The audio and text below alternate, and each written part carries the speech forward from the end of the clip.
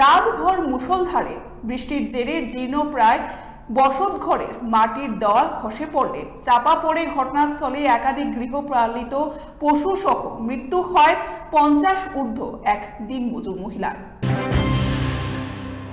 এদিকে মাটি চাপা পড়ে মৃত্যু হলেও কল্যাণপুর হাসপাতালের দায়িত্বপ্রাপ্ত চিকিৎসক প্রিয়াঙ্কা দাস অজ্ঞাত কারণে ময়নাতদন্ত ছাড়াই মৃতদেহ পরিবার পরিজনদের হাতে তুলে দিয়ে এক রাশ প্রশ্নের জন্ম দিয়েছেন। ঘটনার বিবরণে জানা যায়, গতকাল রাত আনুমানিক 2টার কিছু পরে কল্যাণপুর থানাধীন ঘিলাতলি গ্রাম পঞ্চায়েতের অন্তর্গত পুলিশপাড়া গ্রামের মুরারি সরকারের স্ত্রী সাবিত্রী সরকার ওনার নিজ ঘরে ঘুমন্ত ছিলেন। সেই সময় ওনার বসত ঘরের মাটির দেওয়াল সম্পূর্ণ ধসে পড়লে মাটির নিচেই চাপা পড়ে থাকেন তিনি।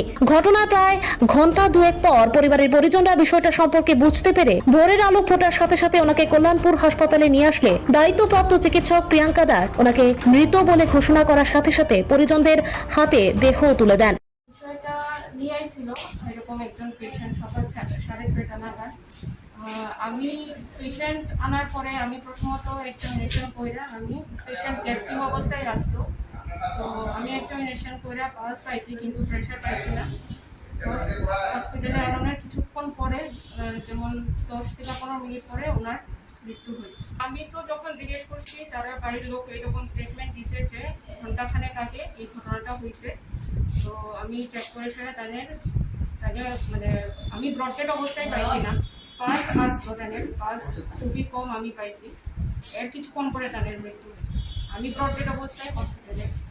আমি যেহেতু ব্রডডেড অবস্থায় পাইছি না, আমার তো এই ক্ষেত্রে আমার জানার প্রয়োজন পড়ে না। আমি মনে করি মানে অ্যাক্সিডেন্টের কেস আপনাদের কাছে চাইলে আরটিআই কেস যদি আমার কাছে যখন আইয়ে তখন আমরা থানাতে ইনফরমেশন দিই, কিন্তু যেহেতু আমি এই পার্টিকুলার পেশেন্টকে আমি মানে জীবিতই পাইছি, আমার মানে হসপিটালে আনানোর কিছুক্ষণ পরে ওনার মৃত্যু হয়েছে। ময়নাতদন্ত ছাড়া কিভাবে প্রিয়াঙ্কা দাস পরিজনদের হাতে তুলে দিয়েছেন, এই নিয়ে ব্যাপক প্রশ্ন তৈরি হলে ময়দানে অবতীর্ণ হন বিধায়ক পিনাকি দাস চৌধুরী। অবশেষে বিধায়কের দাবরানি খেয়ে ময়নাতদন্ত করতে বাধ্য হন হাসপাতাল কর্তৃপক্ষ। বিধায়ক পিনাকি দাস চৌধুরী সহ ব্লক চেয়ারম্যান সোমেন গোপ এবং অন্যান্য প্রশাসনিক শীর্ষ ব্যক্তিরা ঘটনাস্থলে উপস্থিত হয়ে দুঃখ প্রকাশ করেন এবং আগামী দিনে প্রশাসনিকভাবে সব প্রকারের সহায়তা করার প্রতিশ্রুতি দেন। গোটা ঘটনা ঘিরে ব্যাপক শোকের আবহ তৈরি হয়েছে সর্বত্র। যাই হোক, আমি ডাক্তার এমওআইসি যে আছেন সন্দীপ বাবু, ওনার সঙ্গে কথা বলেছি। অলরেডি সেটা ওখানে হয়ে যাবে, কিন্তু যারা দায়িত্বে রয়েছে এটা তো ঠিক নয়, এটা তো পরিষ্কার। কারণ যে কোনো মৃত্যু যদি আকস্মিক ঘটে সেটা নিয়ম, সেখানে পোস্টমর্টম করা। সেটা হতে পারে অ্যাক্সিডেন্ট, হতে পারে কালকে অকাল বৃষ্টি, হতে পারে প্রাকৃতিক দুর্যোগ, যে কোনো।